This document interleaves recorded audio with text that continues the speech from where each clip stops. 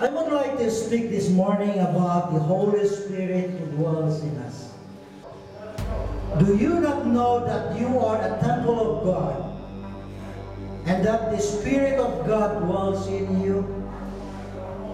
A confirmation from the Word of God through Apostle Paul that the Holy Spirit dwells in every body of every believer, our body. Do you not know that you are a temple of God?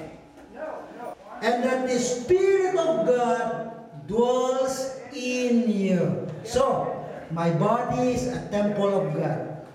You are a believer of God. Your body is a temple of God.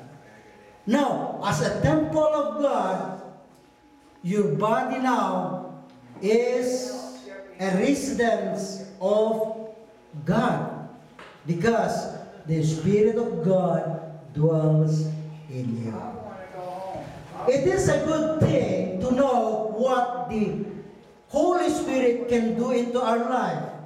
Let's see what the Word of God says, because in Romans chapter 8 verses 26 to 27, here we can see that He helps in our weakness when it comes to praying as we ought, by acting as an intercessor for us. This is what the Spirit does. Romans chapter 8 verse 26. Likewise, the Spirit also helps our infirmities. For we do not know what we should pray for as we ought.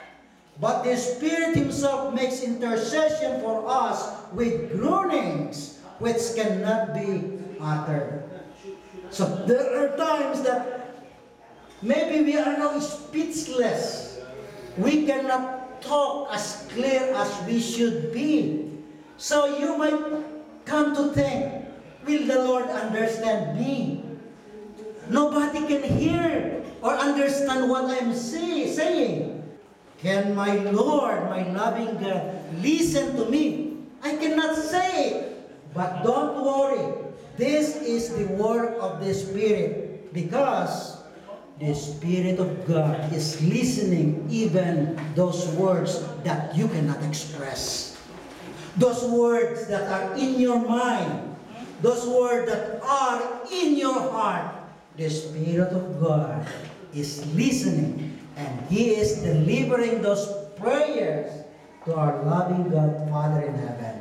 And I'm going to continue the verse. In verse 27 it says, and He searching the hearts knows what is the mind of the Spirit, because He makes intercession for the saints according to the will of God.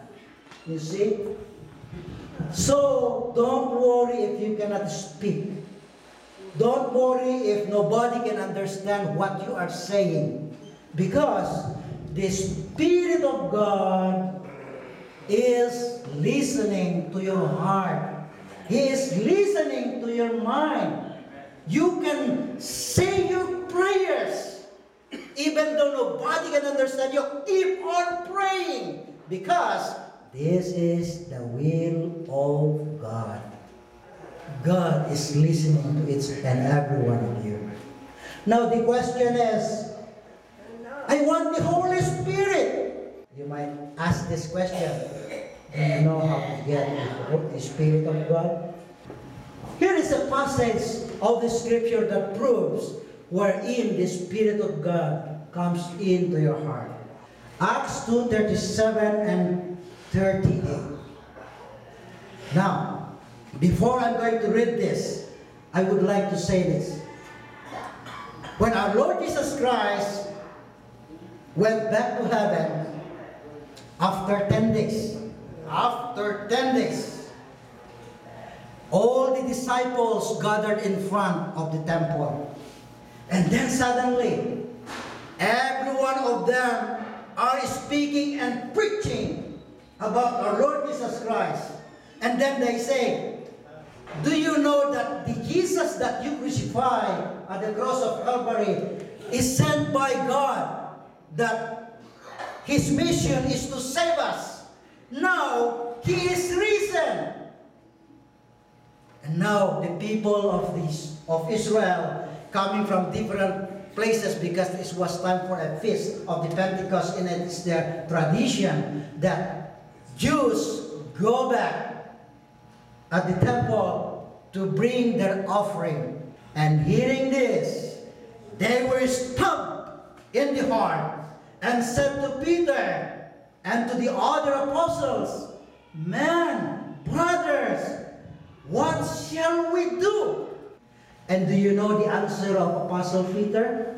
He led the group, he led the apostles, and bring the message on how the Holy Spirit dwell in every body of believers. And he said, then Peter said to them, "Repent and be baptized, every one of you, in the name of Jesus Christ, to remission of sins, and you shall receive the gift of the Holy Spirit."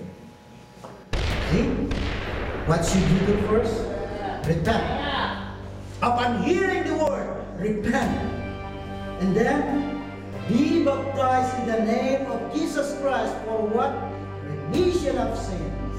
And what comes next? And you shall receive the gift of the Holy Spirit. To me, I interpret this word, gift of the Holy Spirit, like the indwelling of the Holy Spirit. The Spirit of God comes to you.